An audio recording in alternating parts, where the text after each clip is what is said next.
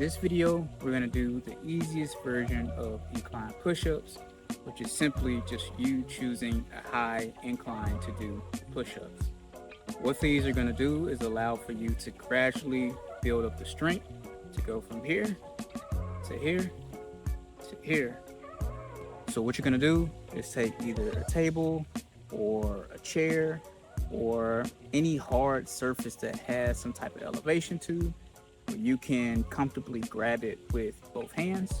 So to get the position right, much like you would a regular push-up, you're going to bring your arms right in front of you, straight out, bring them back, okay, and they should be at a 45-degree angle. So they should look like this, okay.